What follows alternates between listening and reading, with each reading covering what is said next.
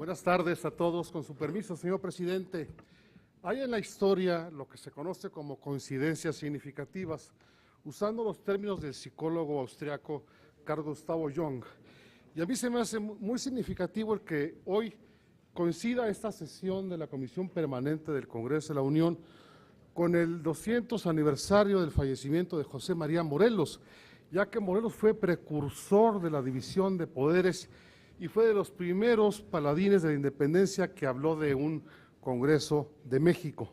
De tal manera que son las 12 del día, en 4 horas se cumple exactamente el segundo centenario, porque a las 4 de la tarde este prócer fue fusilado aquí cerca en San Cristóbal, Ecatepec.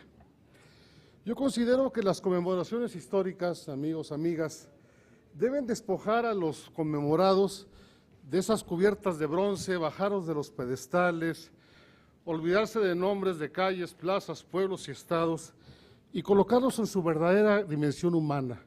Solo así los hombres y mujeres que conmemoramos como héroes, los vemos con cercanía, nos identificamos con ellos y podemos tomar en un sentido pedagógico las enseñanzas que nos han dejado.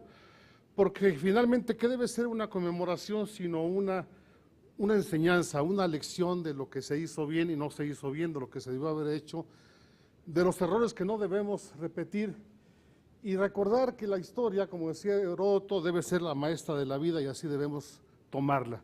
Por lo tanto, hablo de Morelos no como ese prócer broncíneo cuya figura se repite a lo largo y ancho del país, sino como un hombre como todos nosotros, con virtudes y defectos, con debilidades y fortalezas, que se encontraba a veces en la cima o en la cima, con S y con C, del comportamiento humano, y que a pesar de sus debilidades, de su tuberculosis, de sus constantes pleitos con Ignacio López Rayón, que siempre estuvieron subyacentes, de su proclividad a procrear hijos a pesar de su estado eclesiástico, a pesar también de alguna crueldad que mostró en más de una ocasión, a pesar de todas esas debilidades, no deja de ser un prócer que impuso una interesante evolución a la lucha de independencia. Pasó de la rebelión, de los gritos, de la sangre y de la pólvora a tratar de institucionalizar ese anhelo de los mexicanos de liberarse de España. Y esto lo plasmó con claridad en 2 documentos muy importantes, en su reglamento a la Constitución, un pequeño documento que poca gente conoce, y en sus sentimientos de la nación. De tal manera que al tiempo que ganaba batallas y engendraba hijos y ponía en apuros a los realistas, también nos dejó grandes cosas. Por ejemplo, fue el primero que habló de que ya no debíamos pensar en Fernando VII como monarca de México. Fue el primero que quitó esa idea que había acuñado el cura Hidalgo y que habló ya de un México totalmente independiente, y así los plasma en Sentimientos de la Nación. Fue también el que expuso en su documento Sentimientos de la Nación algo tan importante como el que la soberanía reside en el pueblo. Este importantísimo legado ideológico del siglo de las luces, que ahora nos parece de sentido común, pero entonces era inimaginable. Todavía se pensaba, comenzando el siglo XIX, que la soberanía residía en las testas coronadas por voluntad de un ente sobrenatural, de tal manera que fue Morelos quien, tomando el conocimiento de los revolucionarios franceses, plasmó este sentimiento, esta idea fundamental que sigue vigente y que aquí estamos nosotros como muestra de esa soberanía del pueblo del cual somos representantes. Fue el primero que plasmó también las libertades fundamentales del hombre, destacando libertad de expresión, libertad de prensa, libertad de trabajo. Habló de garantías individuales y habló de bajar los tributos, de tal manera que inculcó o indujo la presencia de los primeros conceptos sociales en sus propuestas de orden constitucional. Y finalmente, como ya lo he dicho, habló de la división de poderes. De tal manera que pongamos a José María Morelos y Pavón, ahora que se conmemoran 200 años de su sacrificio, pongámosle una dimensión humana cercana a nosotros y a nuestros compatriotas mexicanos, para que, entendiendo sus debilidades y fortalezas, su personalidad y los desafíos de su época, comprendamos también su grandeza como prócer mexicano y no dejamos de tenerlo como un ejemplo.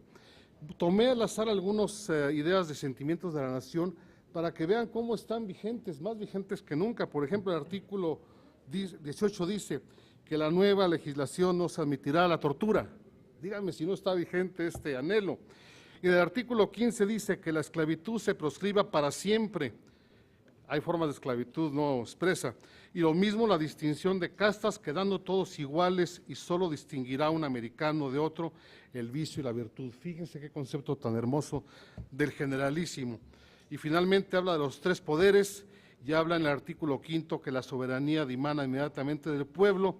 Y finalmente en el artículo 12 habla del derecho positivo que debe estar vigente y dice que como la buena ley es superior a todo hombre, fíjense qué concepto tan interesante, las que dicte nuestro Congreso deben ser tales que obliguen a constancia y patriotismo, moderen la opulencia y la indigencia. Qué principio de justicia social tan interesante nos expresa el generalísimo.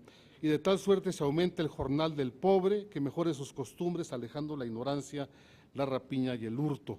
Como vengo de Jalisco, aprovecho para expresar un anhelo de mi estado acerca de Zagarpa y Acerca, que quieren un acercamiento para que se mejore el precio del maíz, cosa que viene a colación porque ya Morelos hablaba de los agricultores y de la mejora de la situación económica de su gente.